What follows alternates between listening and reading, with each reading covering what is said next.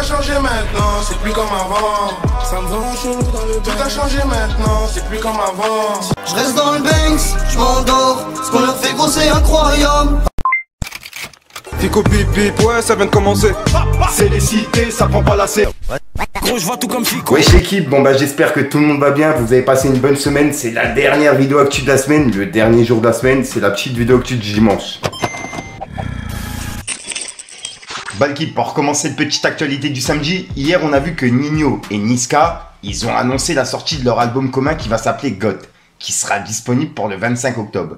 Et en plus de ça, il y a une tournée des Zéniths en 2025. Et on a pu voir qu'il y avait une bande-annonce qui avait été publiée.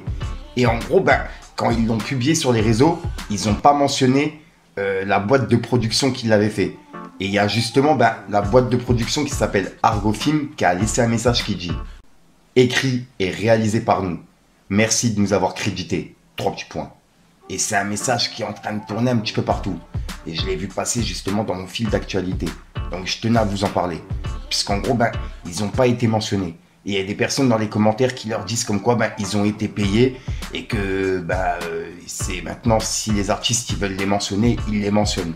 Sauf que peut-être dans le contrat, c'est peut-être mentionné qui devait justement les mentionner. Je sais pas, tu vois. On n'est pas devant le contrat. Donc ouais, dites-moi vous dans les commentaires ce que vous en pensez. Ensuite, demain à 18 h, il y a le deuxième épisode de CKO qui sera disponible sur leur chaîne. Et je rappelle que CKO, c'est l'émission de Balou et de Chris de Iconic. Et en gros, dans le deuxième épisode, on va voir Balou qui va se lâcher et il va vider son sac. Et c'est par rapport aux médias mainstream, t'as capté. Et il y a des personnes qui pensent que c'est Mehdi Maizy qui est visé. Donc ouais, dites-moi dans les commentaires ce que vous en pensez. Mais pour le coup, je suis d'accord avec lui. Regardez. Non, en fait, je vais te dire ce que je pense. Vas-y, je vais te dire ce que je pense. Je vais dire ce que je pense vraiment. Il y a une sphère bobo qui a voulu... Ça, tu voulais le dire. Oh là, ça me casse les couilles, ça. Ils boivent d'Heineken, ils se mettent par terre et ils écoutent je sais pas quoi, ils cassent les couilles, ils veulent nous apprendre le rap. Ça, je peux plus, frère. La vie de ma mère, je te parle sérieux. Les bobos, j'en peux plus. Et ils ont fait du révisionnisme du rap. Ils réécrivent l'histoire. On dirait on n'a même pas vécu les mêmes trucs. Là, quand tu parles un petit peu, il va te dire... La mafia qu'un free, c'est éteint, limite. Ah non, ça c'est tuba, les vrais... le vrai... Non, attends. Le vrai rap. Mais c'est à cause de qui? Et c'est à cause de qui? Voilà, c'est ça la question, c'est à cause de qui dit ça? J'en sais rien. Voilà, mais tu sais très bien c'est à cause de qui? Non, en fait... Wallahi billahi, tu sais très bien c'est à cause de qui? Toi, t'as un problème avec... La tête de ma mère, tu sais très bien c'est à cause de qui? En fait, non. Moi, je pense que c'est réellement une question de génération. Non, tu vois, regarde. Non, mais regarde, attends. Non. Tu sais très bien qu'il y a un contrôle de médias derrière. Il y a des gens qui... Je te jure, la vie de ma mère, qu'il y a un truc derrière médiatique. Il y a un truc médiatique derrière. C'est pour ça qu'on a fait CKO. Ensuite l'équipe, je tiens juste à préciser que hier, on a fait l'émission des raps en direct de la BAM à Metz avec l'équipe de Borny Buzz et de la BAM pour les 10 ans de la BAM. Et vraiment, j'ai grave kiffé et j'ai justement le retour là dans mon ordinateur. Donc je vais vous passer un extrait de l'émission qui sera bientôt disponible, à mon avis cette semaine là, directement sur ma chaîne. J'ai juste à faire la miniature et il y a aussi l'épisode 6 de Dans le Radar qui doit être disponible aussi. Donc ouais. Tout sera publié cette semaine. Je vous passe un extrait. Regardez. Et dites-moi dans les commentaires ce que vous en pensez. C'est ce qu'il disait, tu vois, c'est que les générations, elles ont évolué, tu vois. Et même, tout a évolué en vrai de vrai, tu vois. Il y a tout qui se perd, tu vois. Le respect, le tout, t'écoutes les anciens, t'écoutes les gens parler, tu vois. Tu prends note de ce qu'un tel va dire. Là, maintenant, les jeunes, vas-y, à part, je roule en lambeau. C'est faux, tout est faux, tu vois. Même les rappeurs avec plein de bling-bling. Tu sais, les grosses chaînes, les trucs, voilà, le podium, tu vois. Je pense que c'est général, hein, même aux États-Unis. Hein. Ouais, mais justement, c'est une culture plus américaine. Ouais, mais quand les bling-bling et les lambeaux, ça arrivait, seulement après, ça arrivait en France. Tu vois, nous, on est resté strict jusqu'à ce que les États-Unis... Toujours un décalage, il y a toujours un décalage qui est de plus en plus court. Moi, je voulais juste appuyer là-dessus. Je suis content qu'il ait parlé des États-Unis, même si vous allez dire, lui, il se prend pour un Américain. Non, pas du tout, mais parce que pour moi, il faut vraiment différencier le rap français du rap américain. C'est pas la même histoire, ça n'a strictement rien à voir. Totalement. Et le rap américain, c'est dans leur culture. Je viens du ghetto, je viens de la rue, j'ai rien, j'ai 0 dime dans ma poche. Et grâce au rap, je vais réussir à acheter une maison à $1 million, ma Ferrari, et je vais pouvoir aller vivre à Beverly Hills et quitter. Mais le rap français, c'est pas la même. Le rap français, c'est un peu plus social, c'est né. Moi, je vais juste vous rappeler quelques titres pour les plus anciens. Il y en a peut-être qui vont les découvrir, mais je pense que vous les connaissez tous. Les I Am, Demain c'est loin, c'est où Rof, Génération sacrifiée. c'est où tout ça maintenant? Voilà, de temps en temps, comme il a dit, il y a un rappeur qui de temps en temps va faire un son et comme tu as dit, c'est pas celui qui va marcher le plus automatiquement, mais moi j'arrive quand même à voir des choses comme qui me plaisent, comme comme Frisk Orleans, VALD, Val, j'ai aussi, voilà, il y en a quelques-uns. Et d'ailleurs, j'ai l'impression que ça revient un peu en ce moment. Je sais pas si c'est moi ou si c'est. Dans tous les cas, je pense que les bonnes choses finissent toujours par revenir, comme le rap va revenir assez sûr un jour ou l'autre. J'espère. Je pense que là, c'est commercial, mais c'est toujours éphémère. J'ai eu pas mal de demandes sur beaucoup de jeunes qui voulaient découvrir les anciennes musiques.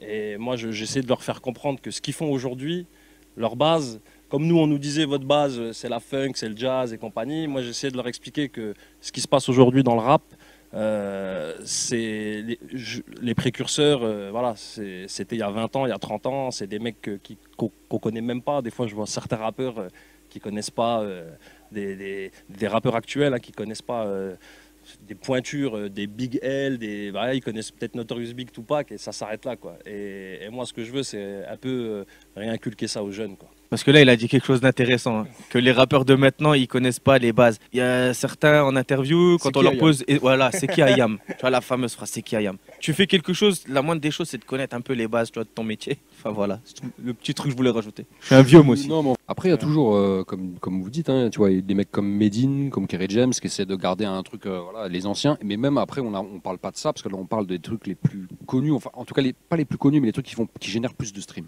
Mais en vrai, si tu prends des mecs comme Demi-Portion, des Furax... ils ont jamais changé. Ensuite, hier, on a parlé de History Culture, qui ont invité Rof en interview. Et c'est Ice Creamy qui a fait l'interview. Et on a vu que Booba, il avait laissé un message à Ice Creamy en clashant. Et ben, il y a Rof qui lui a répondu en disant « Force à mon ref Ice Creamy ». Et juste après, il a mis ce message en story et il a dit « Ferme ton museau plein de merde, tic-tac. Regarde ailleurs. Je croyais que t'avais une vie et un travail. Tu veux que tout le monde me déteste, que personne ne reconnaisse ce que j'ai apporté au rap? Fais une overdose de GHB, crève de jalousie. Tu fais le thug alors que tu aimes te soumettre au beat et gifle avec des gros brésiliens et vénézuéliens. T'es une victime. Même au Twist Club, tu réclames des jacks faciales. C'est réel. Les godes aussi, hein. Tu réclames des doigts aux filles. T'es un pédo, maso, soumis. Pour ça que t'as la haine de tout le monde. Va te faire soigner, schizophrène, avec tes jambes de coq épilées, ton vernis et ton 666 tatou à ton dos. Par ta tatoueuse Satana. T'as dû te faire veiller dans ton enfance. T'es perturbé, gars. Shit, take that. Et il a mis des émojis morts de rire. Et c'est le message de Rof par rapport à ce qu'on a vu hier de Booba, tu vois. Et juste après, Booba, il lui a répondu en disant « Rof, je te sens énervé. Pars pas frapper un innocent. Fais-toi une tisane, au calme. T'auras une certif un jour. T'inquiète pas. » Et il a mis un émoji mort de rire. Et juste après... il a mis une vidéo de l'ex-femme de Rof, tu vois, et il a écrit « Rof, grand monsieur, et dire que c'est toi qui as commencé ce clash en te traitant de zoulette, sans motif, juste par jalousie. C'était le début de ta fin. Qui abandonne ses enfants? 3 petits points. » Et il a mis un drapeau pirate. Et juste après, il a laissé un message par rapport au documentaire de 50 Cent qu'il a prévu sur PG, par rapport à toute l'affaire, tu vois. Et on peut voir qu'il a dit Rof, 50 m'a contacté pour témoigner dans l'interview Netflix sur Gigi. À ton avis, j'y vais ou pas? Je connais tout sur tout dans ce milieu. 3 petits points. Et juste après, il a dit rendez-vous sur Netflix. Et il a mis une ancienne vidéo de lui sur scène avec PDG, tu vois. Donc ouais, je sais pas si c'est vrai, mais en tout cas, il y a bien un documentaire qui est prévu sur l'affaire justement de Gigi. Et en gros, juste après, il y a Rof qui a laissé un long message pour répondre à Booba. Et je vais vous lire, c'est vraiment un long message. En gros, il a dit Wesh, Zoulette est quand même à 14 millions de vues sur YouTube. Et sans triche, un VUL auditif. Le meilleur clash du rap français jusqu'à ce jour. Zoulette, ce mot t'a traumatisé, tellement il te résume bien. Tu as voulu sortir ton album 09, en même temps que mon code de l'horreur en 2008, pour me défier. Tu voulais éteindre Rof après Jams et Cynic. Tu as essuyé une cuisante défaite, alors que je te calculais pas. Tu as tout fait pour rapper avec chaque membre de mon collectif Mafia Cafri, pour m'atteindre. Ensuite, te rapprocher de Benzema, en ce temps-là, proche de moi. T'as pris la photo avec lui, tu t'es empressé de la poster pour nous diviser. J'ai été au Brésil, ramené Zé Pequeño dans mon clip. Quelques mois après, tu es parti au Brésil, derrière, le chercher pour ton clip, lol. Tu as détourné Chris Macari, après qu'il m'ait tourné 4 clips. Tu l'as empêché de retravailler avec moi, comme un gamin. Amadoun, du Quai 54, m'a dit que tu étais en dépression à Miami, à cause des chiffres de Code de l'horreur. Tu comprenais pas pourquoi les gens m'aimaient autant. Mais 58 400 ventes en première semaine t'ont blessé, affecté au plus haut point. Tu es revenu en haineux pour te venger avec Gigi, en intro, après qu'il t'ait freak off sous GHB. Je t'ai appelé Zoulette à Skyrock suite à tes pics incessants que tu avoues en off à ton entourage. Ton désir de m'éteindre, car selon toi, il ne pouvait en rester qu'un. La division de mon collectif est en grande partie de ta faute. Ma stricte crédibilité t'a toujours complexé et dérangé. Des sources de Boulogne et maisons de disques proches de toi, à l'époque, faisaient passer le message. Rof était devenu un problème à régler pour toi. Tu en voulais à la place que j'avais pris dans le rap. Au vu de ton comportement de vieux jaloux aigri aujourd'hui envers tous ceux qui percent plus que toi. On comprend mieux. Et tu me dis finito, mais tu me cours toujours après en 2024. T'as l'affût sur tout ce que je fais. Tu crains ma lumière. Coller Rof te donne du crédit comme une recharge SFR. Moi, je te vois comme de la merde collée à mes semelles.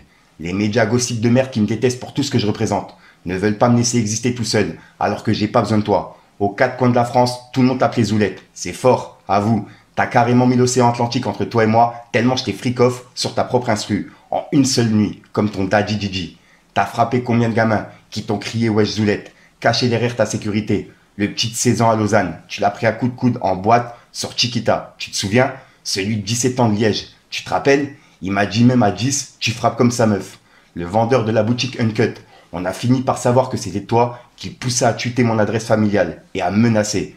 Tu mens, c'est ton jeu de faire des poussettes et utiliser tes fans en bouclier. Tu m'envoies des bots et des mauvais coms pour te rassurer. T'es un malade. Et tu n'as ni les armes, ni la force et le talent pour m'éteindre. Ton petit niveau de rap est trop limité. Même tes top liners et ghostwriters, t'es cuit. Tu méprises les artistes des quartiers qui te surpassent, qui te font peur.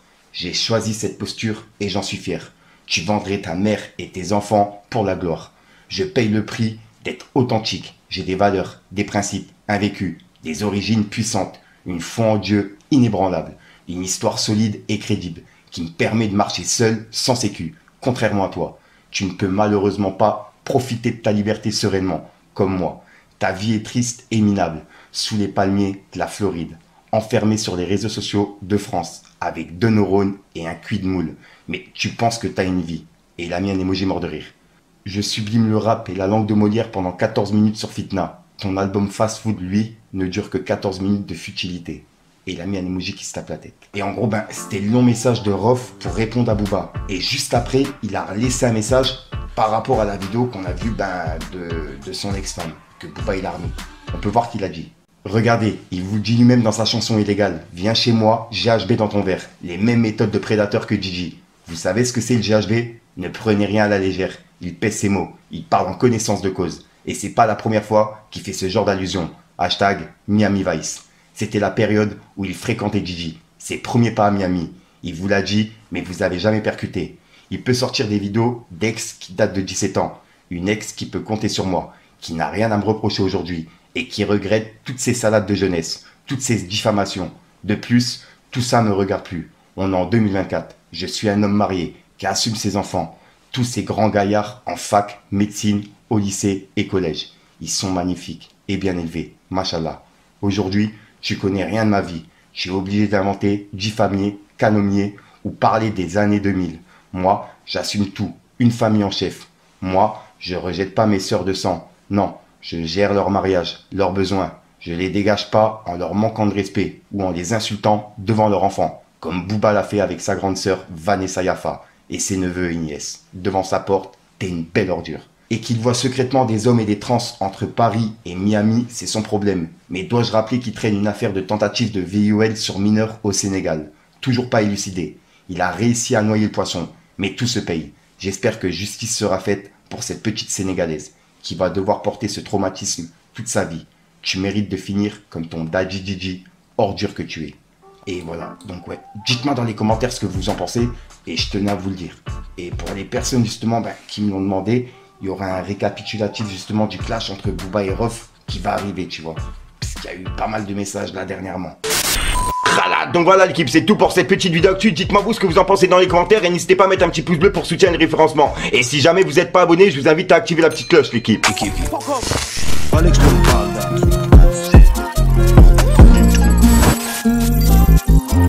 a changé maintenant, c'est plus comme avant.